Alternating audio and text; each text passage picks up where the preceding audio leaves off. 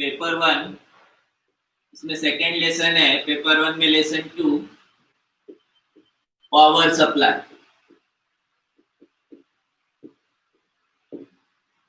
Paper 1 lesson number 2 power supply. Lesson number 1 हम लोगों ने लिया इंस्ट्रूमेंट्स।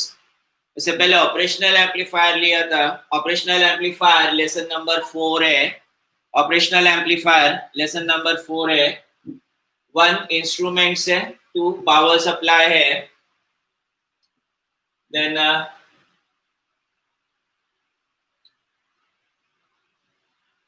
ब्लॉक डायग्राम स्टार्ट करते। Block diagram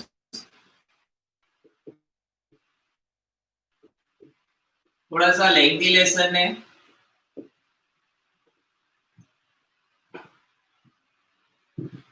block diagram of power supply. Power supply 4 parts में divide होता है।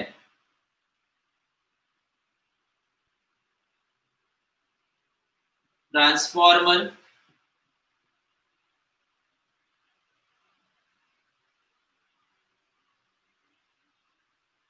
एसी इनपुट अप्लाई करते हैं। एसी मीन्स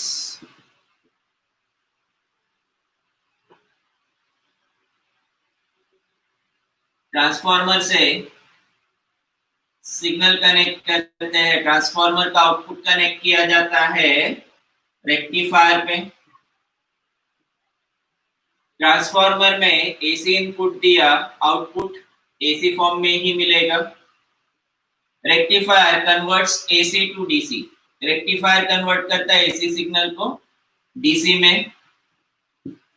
देन जो डीसी है प्योर डीसी नहीं है, पूरी तरह से डीसी नहीं मिला है, इसमें कुछ एसी का कंपोनेंट होता है। जैसे अगर यहाँ पे वेवफॉर्म में देखते हैं तो यहाँ साइन वेव है, पॉजिटिव और निगेटिव पार्ट है। जितना पॉजिटिव उतना ही इसमें निगेटिव होता है, जितना पॉजिटिव उतना ही निगेटिव होता है। तो यहाँ पे दोनों तरफ पॉजिटिव होता है, निगेटिव साइड नहीं है। या तो पॉजिटिव या फिर सिर्फ निगेटिव, तो डीसी कहा जाता है। जितना पॉजिटिव है उतना ही निगेटिव है तो उसे एसी कहा जाता है। इसमें से डीसी यानी स्ट्रेट लाइन होता है। डीसी यानी स्ट्रेट लाइन होता है, एग्जैक्ट कांस्टेंट वोल्टेज होता है। जैसे बैटरी का सोर्स होता है, सेल हम लोग घड़ी में जो यूज करते हैं, वॉल क्लॉक में जो सेल यूज करते हैं या टॉर्च में यूज करते हैं, एग्जैक्ट 1.5 वोल्ट सेल में जो यूज करते हैं, घड़ी में जो सेल यूज करते हैं उसका वोल्टेज 1.5 वोल्ट्स होता है। कांस्टेंट 1.5 वोल्ट्स होता है। लेकिन यहाँ ये कांस्टेंट नहीं मिल रहा है, वेरिएबल मिल रहा है, फ्लक्चुएटिंग है। इसे स्टेबल करते हैं। उससे पहले इसमें से डीसी पार्ट रिमूव करते हैं। डीसी पार्ट रिमूव करने के लिए यूज किया जाता है फिल्टर सर्किट। फिल्टर ये डीसी का कुछ पार्ट, डीसी का कुछ मीन्स काफी सारा पार्ट रिमूव करता है। यहाँ जो डीसी का पार्ट था, डीसी यानी स्ट्रेट लाइन है, एसी का काफी सारा पार्ट इसमें है, उस एसी को रिमूव करने के लिए यूज करते हैं फिल्टर।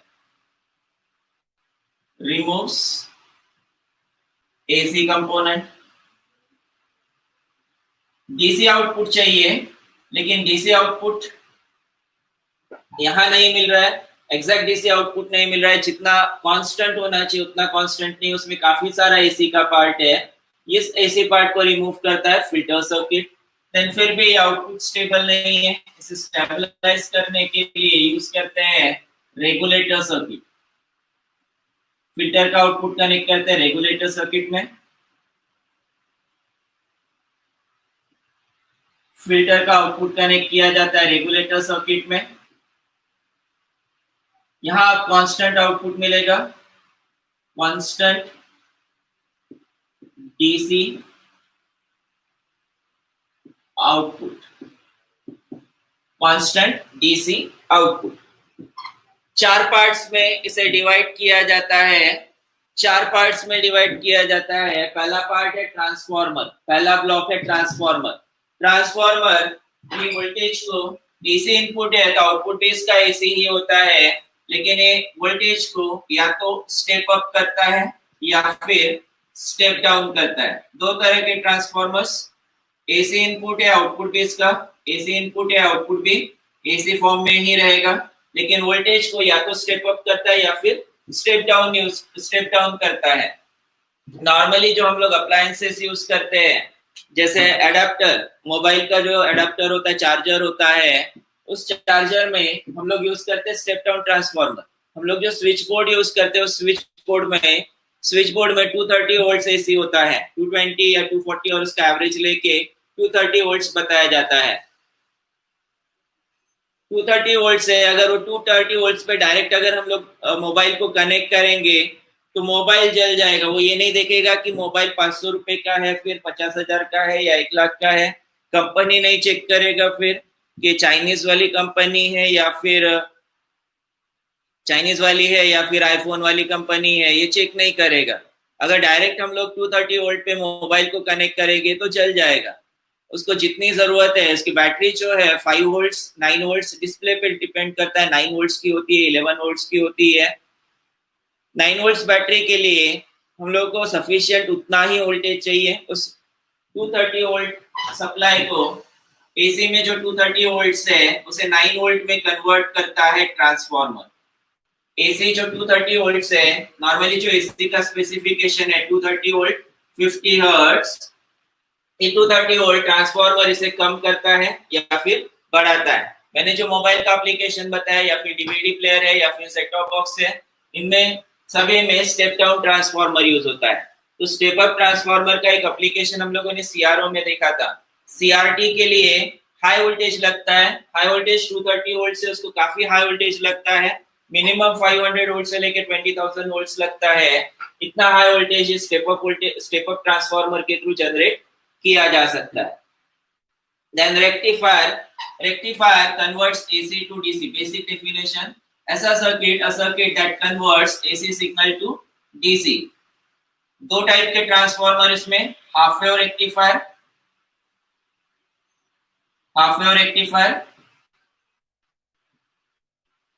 दूसरा फुल वेव रेक्टिफायर,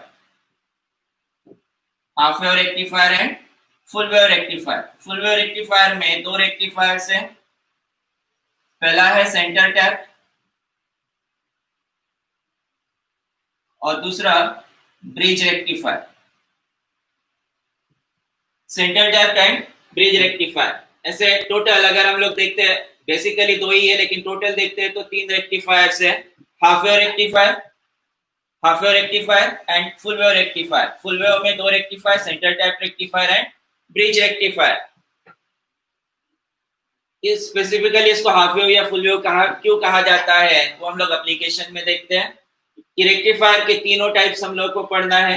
ट्रांसफार्मर एक कंपोनेंट है जो सिर्फ वोल्टेज को एसी से एसी में रखता है या स्टेप अप और स्टेप डाउन करता है। इसको हम लोग को डिटेल में नहीं स्टडी करना है, हमको स्टडी करना है डिटेल में रेक्टिफायर सर्किट, हाफ वेव क्या होता है, फुल वेव क्या होता है और किस तरह से ये रेक्टिफाई करता है मींस एसी को किस तरह से डीसी में कन्वर्ट करता है।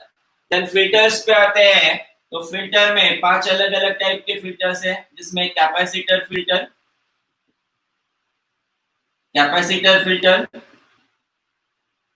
इंडक्टर फिल्टर, देन कैपेसिटर और इंडक्टर दोनों को मिला के बनता है एलसी फिल्टर। एल इंडक्टर के लिए यूज किया जाता है, आई करंट के लिए यूज किया जाता है, तो इंडक्टर एल से रिप्रेजेंट होता है। कैपेसिटर इंडक्टर का कॉम्बिनेशन एलसी फिल्टर कहा गया है। देन सीएलसी फिल्टर होता है, सीएलसी फिल्टर और आरसी फिल्टर। ये दोनों टॉपिक्स काफी आसान है प्रिपरेशन के लिए, स्कोर करने के लिए भी आसान है। रेक्टिफायर 3 ही रेक्टिफायर से 3 रेक्टिफायर के 3 सर्किट, उसका एक्सप्लेनेशन और उसमें बेस्ट न्यूमेरिकल्स। इसमें 5 फिल्टर्स है, 5 फिल्टर सिंपल इसके सर्किट आसानी से प्रिपेयर हो जाता है। ये दोनों टॉपिक आसानी से प्रिपेयर होता है। कंपैरेटिवली रेगुलेटर को प्रिपेयर करने के लिए थोड़े से एफर्ट्स लेने पड़ते हैं। रेगुलेटर सर्किट्स में रेगुलेटर स्टेबलाइज करता है आउटपुट वोल्टेज को, स्टेबलाइजेस और रेगुलेट्स डीसी आउटपुट या डीसी वोल्टेज।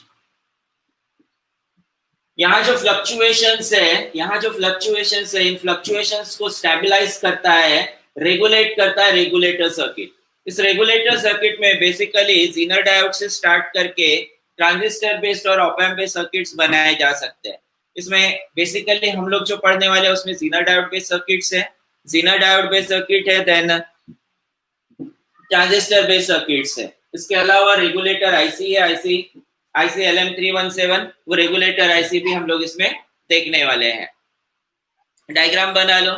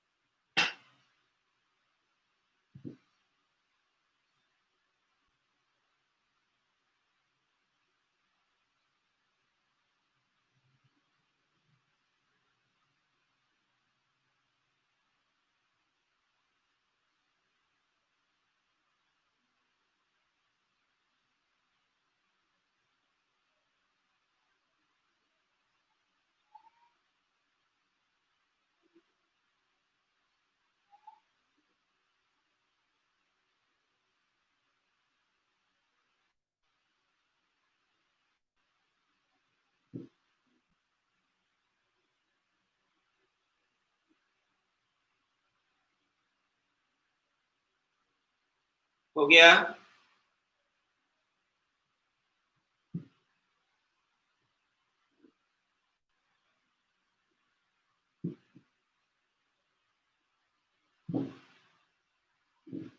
इसमें रेक्टिफायर से हम लोग टॉपिक देखेंगे कि ब्लॉक डायग्राम आता है 3 मार्क्स या 4 मार्क्स के लिए।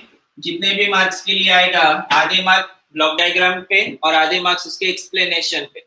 4 मार्क के लिए तो 2 मार्क ब्लॉक डायग्राम पे और 2 मार्क एक्सप्लेनेशन पे।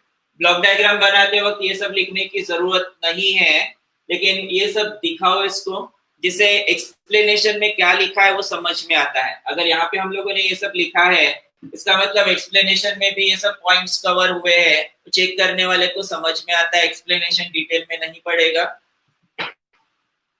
तो अगर कहीं एक्सप्लेनेशन में गड़बड़ हो जाती है, एक्सप्लेनेशन में कहीं कोई पॉइंट मिस हो गया, तो उतना इश्यू नहीं आएगा। डिटेल्स अगर हम लोग डायग्राम में शो करते हैं और एक्सप्लेनेशन में थोड़ा बहुत गड़बड़ हो गया तो बहुत प्रॉब्लम नहीं होता है। लेकिन अगर यहाँ डिटेलिंग नहीं करोगे और एक्सप्लेनेशन पूरा लिखने की कोशिश करोगे, तो हो सकता है हम लोगों का कोई पॉइंट लिखते वक्त मिस हो जाए, और चेक करने वाला उसी को पॉइंट आउट करेगा, उसी को देखेगा कि ये पॉइंट मिसिंग है, और क्रेडिट कम मिलेगा। ये लिखना कंपल्शन नहीं है, सिर्फ डिटेलिंग अपने लिए लिखो, चेक करने वाले को समझ में आए कि इसमें ये पॉइंट्स कवर हो गए हैं। अब इसमें ट्रांसफॉर्मर हम लोग को नहीं पढ़ना है, हम लोग को पढ़ना है रेक्टिफायर सर्किट से। रेक्टिफायर में half wave, full wave rectifiers, then filter circuits पढ़ना है, रेगुलेटर सर्किट्स पढ़ना है। आज देखते हैं rectifier circuits.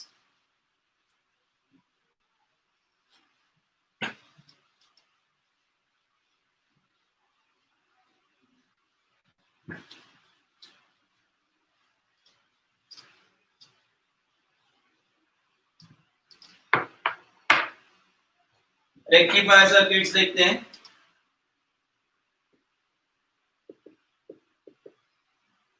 Rectifiers converts AC to DC. AC signal, जो भी एसी इनपुट सिग्नल है उस एसी इनपुट सिग्नल को ये कन्वर्ट करता है डीसी में। बेसिकली दो टाइप के रेक्टिफायर्स, पहला हाफ वेव रेक्टिफायर,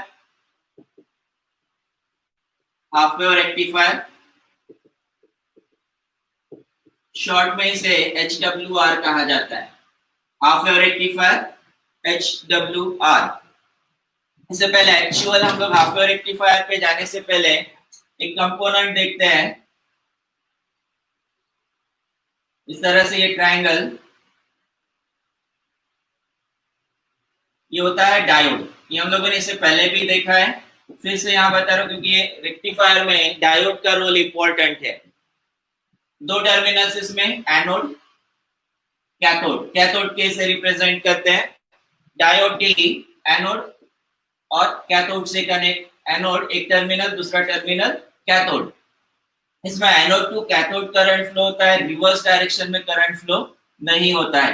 लेकिन ये तब कनेक्ट होता है, तब करंट फ्लो होता है when anode of diode is connected at high potential and cathode to low potential, positive negative high potential low potential। इसे कहा जाता है फॉरवर्ड बायस। फॉरवर्ड बायस में डायोड ऑन होता है, फॉरवर्ड बायस में डायोड ऑन होता है, means positive to negative current flow होता है। पॉजिटिव से नेगेटिव टर्मिनल तक डायोड के थ्रू करंट फ्लो होता है, सर्किट कंप्लीट होता है।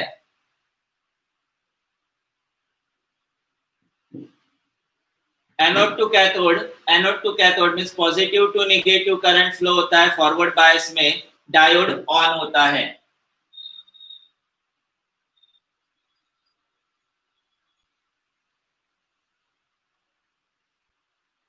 वही अगर हम लोग रिवर्स कनेक्शन करते हैं, एनोड कैथोड, एनोड को कनेक्ट करते हैं नेगेटिव पे और कैथोड कनेक्ट करते हैं पॉजिटिव पे। एनोड कनेक्ट होता है नेगेटिव पे और कैथोड कनेक्ट होता है पॉजिटिव पे, इसे कहा जाता है रिवर्स बायस।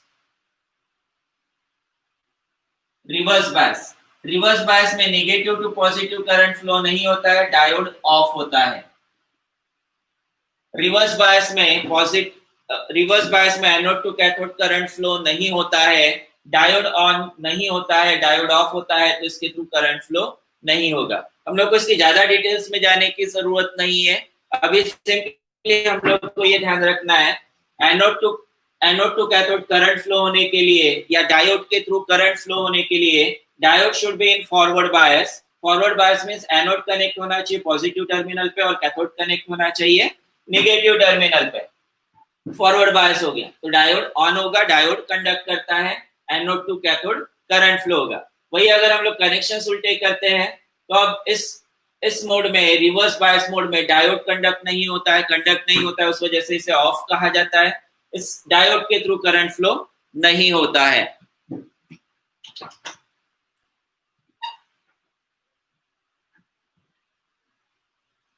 ब्लॉक डायग्राम जो हम लोगों ने देखा है, पावर सप्लाई का ब्लॉक डायग्राम। इस पावर सप्लाई के ब्लॉक डायग्राम में फर्स्ट स्टेज है ट्रांसफॉर्मर फर्स्ट स्टेज है।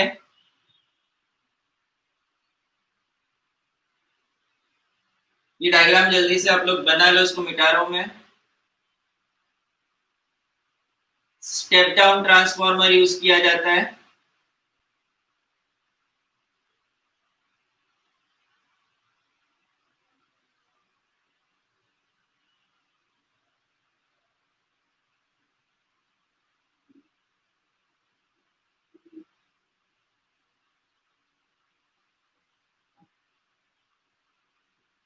एसी सप्लाई, एसी सोर्स कहा जा सकता है।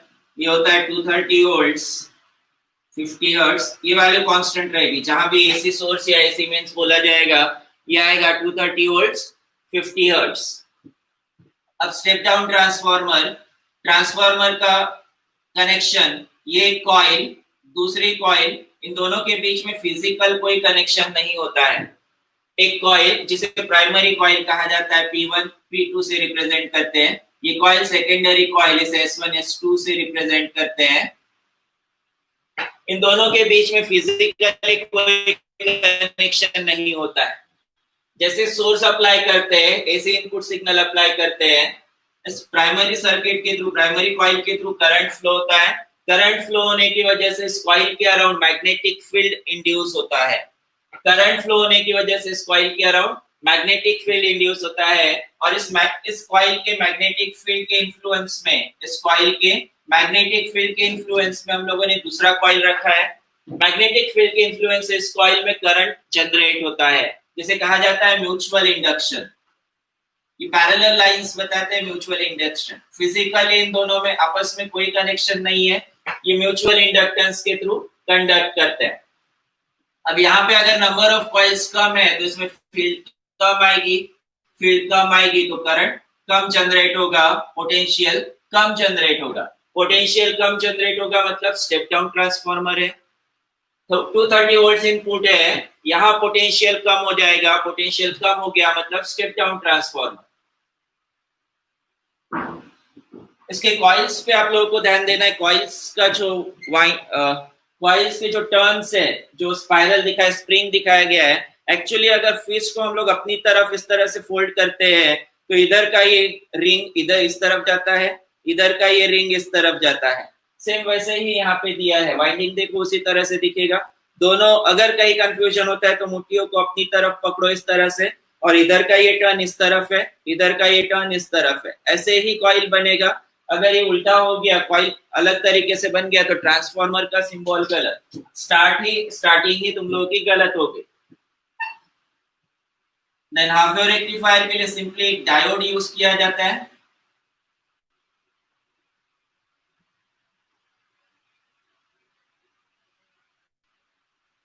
Load resistor RL, load resistor RL, इस लोड रेजिस्टर RL के अक्रॉस आउटपुट वोल्टेज V0। अब यहाँ लोड, इलेक्ट्रिकल टर्म्स में लोड वर्ड जो है, लोड रेजिस्टर या लोड वर्ड जो होता है, दिस एक्चुअली रिप्रेजेंट्स डिवाइस। जैसे फैन, लाइट, इनको लोड कहा जाता है इलेक्ट्रिकल टर्म्स में। और डायरेक्टली हम लोग कोई सर्किट डिजाइन करते वक्त डिवाइस नहीं लगा सकते, उस डिवाइस को रिप्रेजेंट करने वाला रेजिस्टर लगाते हैं, उस वजह से इस रेजिस्टर को लोड रेजिस्टर कहा जाता है। डायोड का ये टर्मिनल, इसे एनोड कहा जाता है, डायोड का ये टर्मिनल कैथोड, और ये डायोड डी।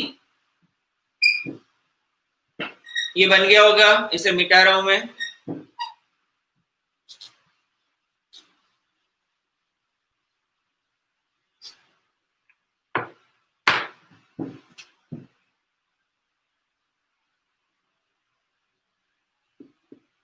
वेवफॉर्म्स से इसका वर्किंग समझते हैं।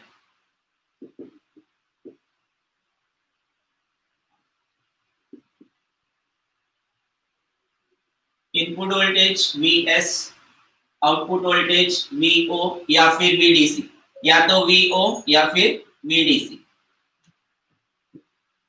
सोर्स वोल्टेज या सप्लाई वोल्टेज, यहां से डायोड को एक्चुअली ये रेक्टिफायर, इतना एक डायोड रेक्टिफायर रिप्रेजेंट करता है, और इस डायोड को मींस रेक्टिफायर को इनपुट मिलता है सेकेंडरी से, वोल्टेज अक्रॉस सेकेंडरी से Vs से, या फिर सोर्स वोल्टेज कहा जा सकता है for regulator. Primary side 230 volt से, सेकेंडरी साइड वोल्टेज कम होगा, ये कम वोल्टेज अप्लाई होता है डायोड में। Input side AC signal apply करते हैं, input side AC signal apply करते हैं। AC signal means sine wave,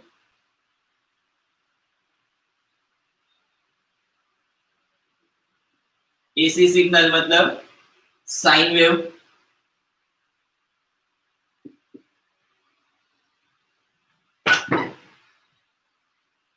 ये पॉइंट्स मार्क करते हैं, इसका ये इतना एम्पलीट्यूड। डायोड, अब डायोड जितने वोल्ट्स का होगा उसके अकॉर्डिंग एम्पलीट्यूड मिलेगा। डायोड अलग अलग रेटिंग्स के मिलते हैं, अलग अलग रेटिंग्स मतलब अलग अलग वोल्टेज के मिलते हैं। जितना वोल्टेज इस डायोड का होगा या जितना इधर सेकेंडरी वोल्टेज है, नॉर्मली इस ट्रांसफार्मर को नहीं देखा जाता है, पहले डायोड को देखते हैं। जितना डीसी वोल्टेज मुझे रिक्वायर्ड है उतने वोल्ट का ये डायोड होगा, और उसके अकॉर्डिंग फिर ट्रांसफार्मर सिलेक्ट किया जाता है।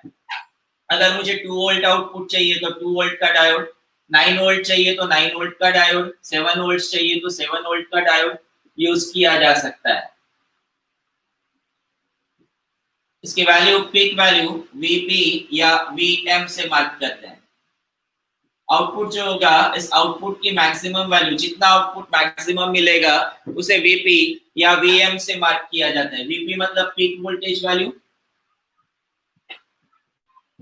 ये जीरो से स्टार्ट होता है, इनपुट सिग्नल जीरो से स्टार्ट होता है, जीरो से पॉजिटिव साइड आता है, मीन सेकेंडरी पॉजिटिव पे है, सेकेंडरी S1 पॉजिटिव पे है तो S2 नेगेटिव पे है।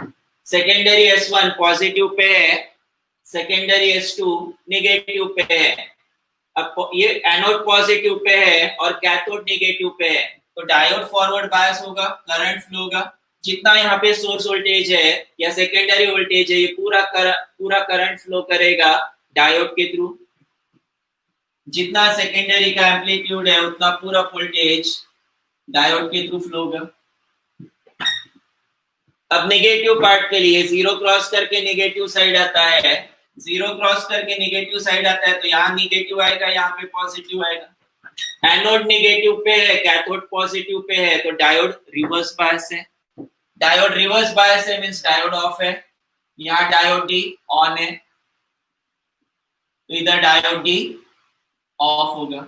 अब डायोड ऑफ है तो इसके थ्रू करंट फ्लो होगा ही नहीं, आउटपुट नहीं मिलेगा। वापस से जीरो क्रॉस करके पॉजिटिव साइड आते हैं, नेगेटिव साइड के लिए डायोड ऑफ है, डायोड ऑफ है, डायोड ऑफ है तो करंट फ्लो नहीं होगा, लोड रेजिस्टर के अक्रॉस कोई आउटपुट नहीं मिलेगा। अब फिर से पॉजिटिव साइड आते हैं तो एनोड फिर से पॉजिटिव पे आएगा, कैथोड नेगेटिव पे आएगा। जैसे एनोड पॉजिटिव पे आता है, कैथोड नेगेटिव पे आता है, डायोड फॉरवर्ड बायस होगा और फिर से आउटपुट मिलेगा। यहाँ डायोड ऑन हो रहा है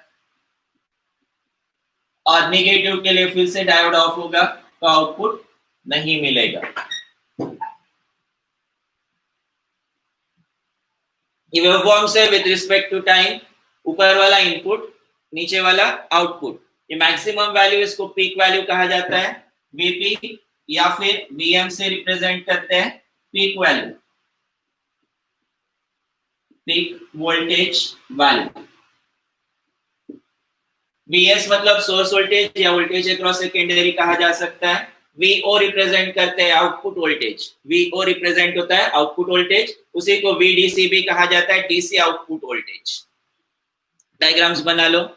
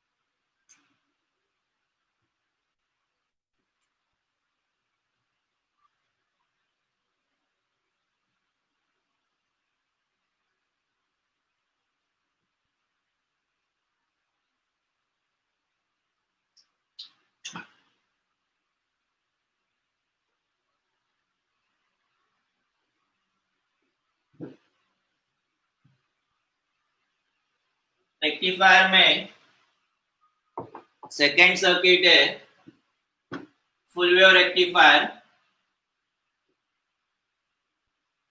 फुल वेव रेक्टिफायर।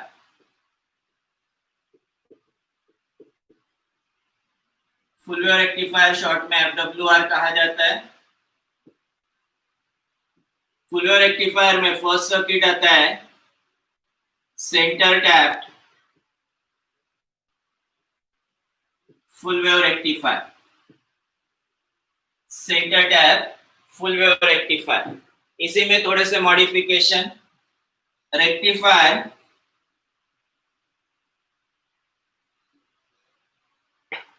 इससे पहले जो हम लोगों ने हाफ वेव रेक्टिफायर लिया था, यहाँ पे जीरो से अगर हम लोग स्टार्ट करते हैं और वापस जीरो तक आते हैं, पॉजिटिव नेगेटिव दोनों पार्ट को कंसीडर करके जीरो से स्टार्ट करके वापस जहां पे जीरो पे आ रहे हैं, ये एक साइकिल होता है। इस एक साइकिल का सिर्फ हाफ पार्ट, पॉजिटिव पार्ट यहाँ कन्वर्ट होता है, पॉजिटिव पार्ट रेक्टिफाई होता है, नेगेटिव पार्ट रेक्टिफाई नहीं होता है। यानी एक वेव का हाफ पार्ट ही रेक्टिफाई हो रहा है, उस वजह से इस रेक्टिफायर को कहा गया था हाफ वेव रेक्टिफायर। अब फुल वेव रेक्टिफायर में पॉजिटिव नेगेटिव दोनों पार्ट रेक्टिफाई होंगे। यानी से सेंटर टैप रेक्टिफायर में स्पेशल ट्रांसफार्मर यूज होता है जिसे सेंटर टैप ट्रांसफार्मर कहा जाता है, सेंटर टैप ट्रांसफार्मर। और इस सेंटर टैप ट्रांसफार्मर की वजह से इस रेक्टिफायर को नाम दिया है centre tap full wave rectifier. ये स्पेशल ट्रांसफार्मर है जिसमें 3 टर्मिनल्स होते हैं। इससे पहले वाले में हम लोगों ने 2 ही टर्मिनल्स लगाए थे। ये स्पेशल ट्रांसफार्मर जिसमें 3 टर्मिनल्स होते हैं और इन 3 टर्मिनल्स का पोटेंशियल यहाँ पे हाई वोल्टेज पॉजिटिव, यहाँ जीरो और यहाँ पे फिर से हाई वोल्टेज। जैसे अगर 9 वोल्ट ट्रांसफार्मर बताते हैं, 9 वोल्ट ट्रांसफार्मर, इसको 2 पार्ट्स में डिवाइड करेंगे 4.5 0 4.5, अपर हाफ में 4.5, लोअर हाफ में 4.5। वही अगर हम लोग 10 वोल्ट ट्रांसफार्मर के लिए जाते हैं तो 5 0 5, अपर हाफ में 5 वोल्ट, लोअर हाफ में 5 वोल्ट। और दोनों में स्पेशलिटी, अपर हाफ जब पॉजिटिव वोल्टेज पे होगा तो लोअर हाफ नेगेटिव पे होगा, अपर हाफ नेगेटिव होगा तो लोअर हाफ नेगेटिव पोटेंशियल पे होगा। 2 डायोड्स इसमें लगेंगे, दोनों के कैथोड साथ में कनेक्ट होते हैं। डायोड D1, इसे डायोड D2 कंसीडर करते हैं, anode A2, cathode K2, diode D2। Load resistor इस सेंटर टैप टर्मिनल और इन 2 डायोड्स के बीच में जो पॉइंट आएगा उनके बीच में कनेक्ट होता है। लोड रेजिस्टर RL, इस लोड रेजिस्टर RL के अक्रॉस आउटपुट वोल्टेज V0 होगा। आउटपुट हमेशा लोड रेजिस्टर RL के अक्रॉस होगा। लोड रेजिस्टर RL नॉर्मली जैसे मैंने बोला कि लोड यानी डिवाइसेस होते हैं, आउटपुट हम लोग को डिवाइसेस से मिलता है। हवा मिलती है फैन से, मींस हवा मिल रही है मतलब आउटपुट मिल रहा है। लाइट मिलता है, इलेक्ट्रिसिटी वाला जो लाइट हम लोग यूज करते हैं उससे लाइट मिलता है, आउटपुट लाइट की फॉर्म में मिल रहा है, लाइट से डिवाइस से आउटपुट मिलता है। सेम वैसे यहाँ पे लोड रेजिस्टर, डिवाइस की जगह हम लोगों ने लोड रेजिस्टर लिखा है, लोड रेजिस्टर यूज किया है, तो आउटपुट भी हम लोग को इस लोड के अक्रॉस ही मिलेगा, डिवाइस के अक्रॉस मिलेगा। 2 डायोड्स लगाए, centre tap transformer. Centre tap transformer में पोटेंशियल दो पार्ट्स में डिवाइड होता है। अगर 12 वोल्ट का ये ट्रांसफॉर्मर है तो upper half 6 volt, lower half 6 volts. Upper half जब पॉजिटिव होगा तो लोअर हाफ का पोटेंशियल नेगेटिव होगा, अपर हाफ नेगेटिव पोटेंशियल पे होगा तो लोअर हाफ पॉजिटिव पोटेंशियल पे होगा। दो डायोड्स लगाए जाते हैं, एक अपर हाफ में दूसरा लोअर हाफ में। एट ए टाइम दो में से कोई एक डायोड ऑन होगा, कंडक्ट होगा। अब जैसे यहाँ पे इनपुट है, वापस सेम इनपुट से कंसीडर करते हैं। जीरो से स्टार्ट होता है, पॉजिटिव साइड आते हैं।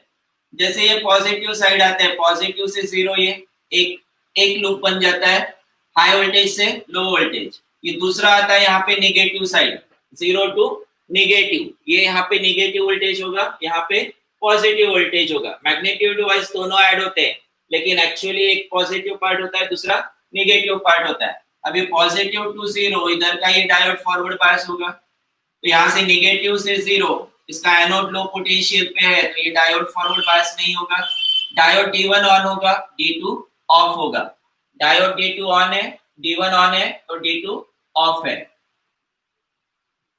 जब हम लोग जीरो से इधर आगे आते हैं तो ये पॉजिटिव इनपुट है, पॉजिटिव इनपुट है मींस S1 पॉजिटिव पे है, S1 पॉजिटिव पे है तो S2 नेगेटिव पे होगा। S1 पॉजिटिव पे है, ये जीरो यानी लो पोटेंशियल पे है, तो डायोड D1 फॉरवर्ड बायस होगा। एनोड हाई पोटेंशियल पे, कैथोड लो पोटेंशियल पे।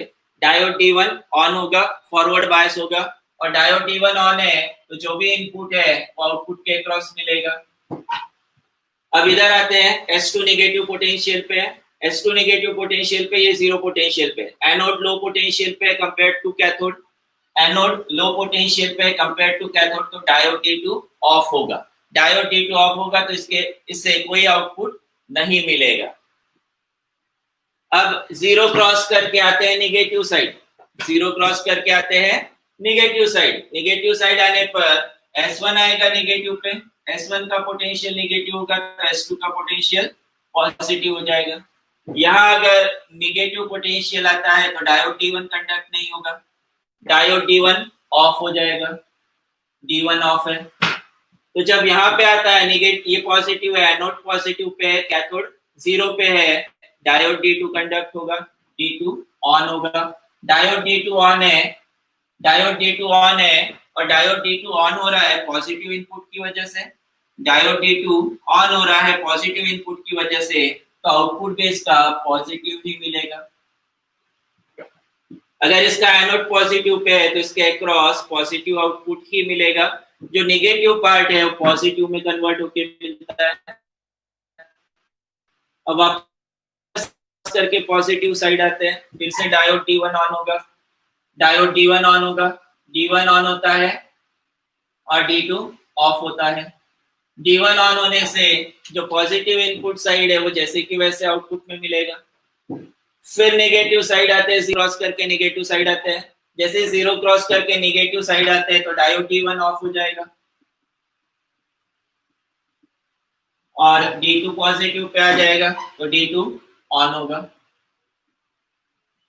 D2 ऑन होने की वजह से जो नेगेटिव इनपुट वोल्टेज है वो आउटपुट में पॉजिटिव होके मिलेगा। डायोड के अक्रॉस जो आउटपुट है वो पॉजिटिव ही मिलेगा, नेगेटिव नहीं मिलेगा। अब यहाँ पे देखोगे, अगर इस एक साइकिल को कंसीडर करते हैं तो इसका पॉजिटिव पार्ट नेगेटिव पार्ट दोनों रेक्टिफाई हो रहा है, पॉजिटिव नेगेटिव दोनों रेक्टिफाई हो रहा है। उस वजह से इस रेक्टिफायर को कहा जाता है फुल वेव रेक्टिफायर, और इसमें स्पेशल टाइप का ट्रांसफार्मर यूज किया गया है।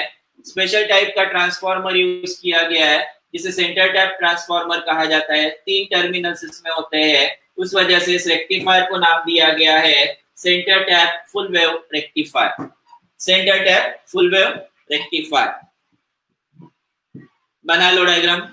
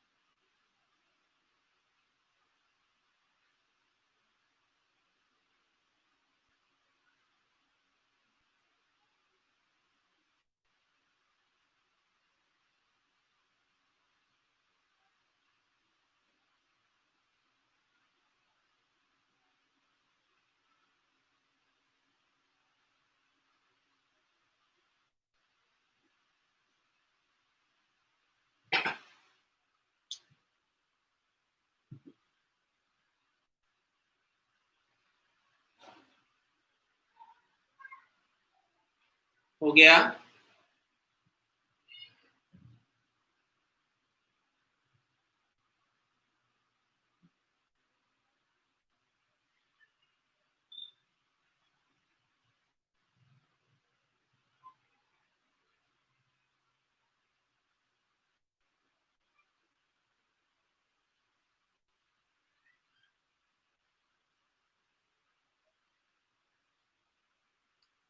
पीक वोल्टेज वैल्यू वैसा ही आएगा जो अपर मोस्ट पीक है, ये पीक रिप्रेजेंट करता है peak voltage value, output voltage का पीक या एम्पलीट्यूड कहा जा सकता है।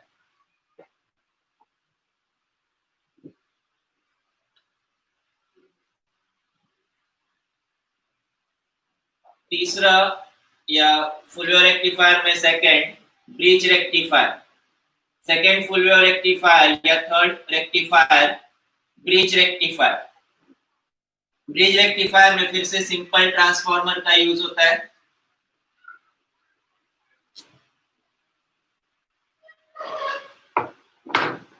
ब्रिज रेक्टिफायर में सिंपल ट्रांसफार्मर यूज होता है। जहां सेंटर टैप रेक्टिफायर यूज होता है, सेंटर टैप रेक्टिफायर में यहाँ ये सेंटर टैपिंग होता है। ये ट्रांसफार्मर कॉस्टली होता है, कंपैरेटिवली कॉस्टली होता है, और इसमें upper half positive lower half negative, उस वजह से एक डायोड के क्रॉस नेगेटिव पोटेंशियल डबल हो जाता है। नेगेटिव पोटेंशियल जिसे reverse potential voltage peak inverse voltage कहा जाता है, उस टर्म को भी हम लोग डिस्कस करेंगे।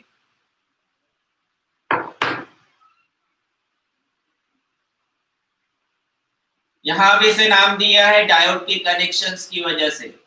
4 डायोड लगते हैं ब्रिज फॉर्म में। सेंटर टैप में 2 डायोड, सेंटर टैप में 2 डायोड, तो ब्रिज में 4 डायोड्स, और ये 4 डायोड्स ब्रिज की फॉर्म में कनेक्ट होते हैं। ये 2 टर्मिनल सप्लाई से कनेक्ट हुए, तो बचे हुए 2 टर्मिनल्स, ये 2 टर्मिनल्स के बीच में लोड रेजिस्टर कनेक्ट होता है। लोड रेजिस्टर आरएल, आउटपुट मिलेगा लोड रेजिस्टर आरएल के अक्रॉस। डायोड्स को यहां से लेबल करना शुरू कर सकते हैं, अपने अकॉर्डिंग कैसे भी लेबल करो। वर्किंग जब भी लिखोगे तो इन डायोड्स के अकॉर्डिंग जैसा भी डायोड को लेबल किया है उसके अकॉर्डिंग देना है, D1, D2, D3, D4। अब डायोड कनेक्ट करते वक्त क्या ध्यान रखना है? डायोड कनेक्ट करते वक्त ये ध्यान रखना है कि S1 से S2 तक करंट फ्लो हो थ्रू लोड रेजिस्टर, और जब S2 से करंट फ्लो होना स्टार्ट होता है तो S2 से S1 तक करंट फ्लो हो थ्रू लोड रेजिस्टर। अब कनेक्शन उस तरह से हुआ कि नहीं चेक करते हैं। यहां से अगर करंट फ्लो होता है, यहां से करंट फ्लो होता है, तो डायोड D1 फॉरवर्ड बायस होगा। D1 फॉरवर्ड बायस होके इधर से करंट आएगा लोड रेजिस्टर के पास।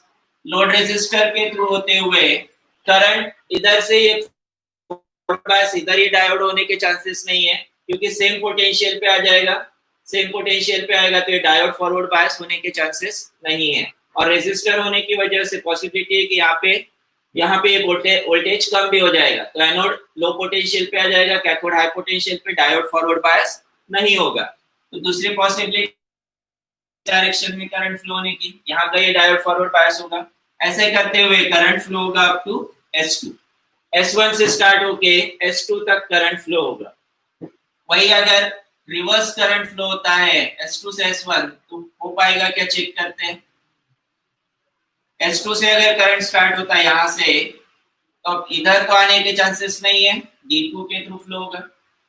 इधर D2 से आगे भी बढ़ेगा, इधर ऊपर जाने के चांसेस नहीं है, लोड रेजिस्टर के थ्रू आएगा। इधर का ये डायोड फॉरवर्ड बायस होगा, इधर आएगा, और ऐसे होते हुए S1 के पास आएगा। डायोड्स कनेक्ट करते वक्त ध्यान रखना है कि S1 से करंट S2 तक फ्लो हो। अभी करंट जो फ्लो हो रहा है S2 से S1 तक करंट फ्लो हो रहा है, मींस ये ध्यान रखना है कि S1 से S2 तक करंट फ्लो और S2 से S1 तक करंट फ्लो। S2 से S1 तक जब करंट फ्लो हो रहा है तो S2, diode D2, resistor RL, diode D4 और फिर S1। वही S1 से स्टार्ट होता है, S1 से स्टार्ट होता है S1 से स्टार्ट होता है तो S1 से D1, D1 से RL, D3 और फिर S2। एट अ टाइम कोई दो डायोड्स कंडक्ट होंगे, एट अ टाइम कोई दो डायोड्स कंडक्ट होंगे, D1 के साथ D3 और D2 के साथ D4। अब वेवफॉर्म्स देखते हैं कैसे बनेंगे। वीपी पीक वोल्टेज वैल्यू वैसा ही रहेगा, सेम रहेगा।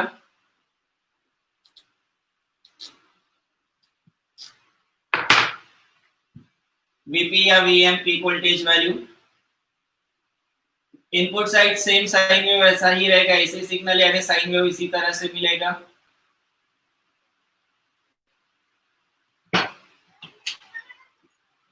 पीक वोल्टेज वैल्यू ज्यादा हो गया, कम कर दे थोड़ा सा।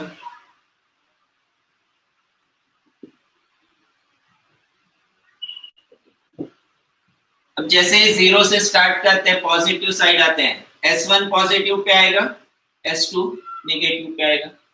S1 पॉजिटिव है, S1 पॉजिटिव है, डायोड D1 पॉजिटिव, इसका एनोड पॉजिटिव, कैथोड नेगेटिव लो पोटेंशियल पे कनेक्ट होगा, लोड रेजिस्टर के थ्रू करंट फ्लो होगा। डायोड D3 का एनोड पॉजिटिव, कैथोड नेगेटिव पे कनेक्टेड है, तो D1 D3 ऑन होंगे। दो डायोड्स, एक D1 दूसरा D3 ऑन होंगे। D1 D3 दो ट्रांजिस्टर्स ऑन है, दूसरे दो ट्रांजिस्टर ऑफ है, उनके बारे में नहीं लिखा हम लोगों ने। अब डायोड D1 ऑन है तो इसके थ्रू करंट फ्लो होगा, लोड रेजिस्टर के थ्रू करंट फ्लो होगा, आउटपुट मिलेगा। अब 0 क्रॉस करके जैसे ही नेगेटिव साइड आते हैं, S1 नेगेटिव पे आ जाएगा, S2 positive, S2 positive pay आ गया तो अब डायोड D2 ऑन होगा।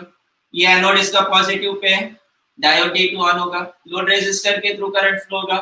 डायोड D4 का एनोड पॉजिटिव पे आ गया और ये कनेक्ट हो रहा है नेगेटिव से लो पोटेंशियल में, तो D2 और D4 दो ट्रांजिस्टर ऑन होंगे, D2 D4 दो ट्रांजिस्टर ऑन होंगे, और D1 D3 इस केस में ऑफ है।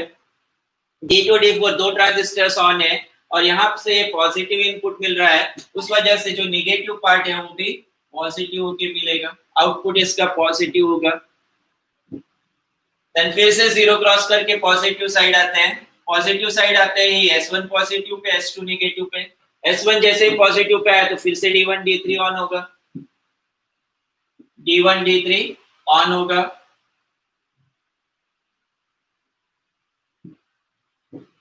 नेगेटिव साइड आते हैं तो D2 D4 ऑन होगा, D2 D4 ऑन होगा, आउटपुट पॉजिटिव मिलेगा।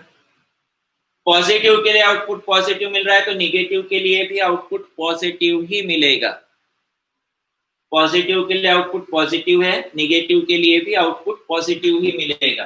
ये पीक वोल्टेज वैल्यू मिलती है जिसे डीसी वोल्टेज कंसीडर किया जाता है, बट इसमें काफी सारा ये एसी का पार्ट है। इस एसी पार्ट को रिमूव करने के लिए यूज किया जाता है फिल्टर सर्किट।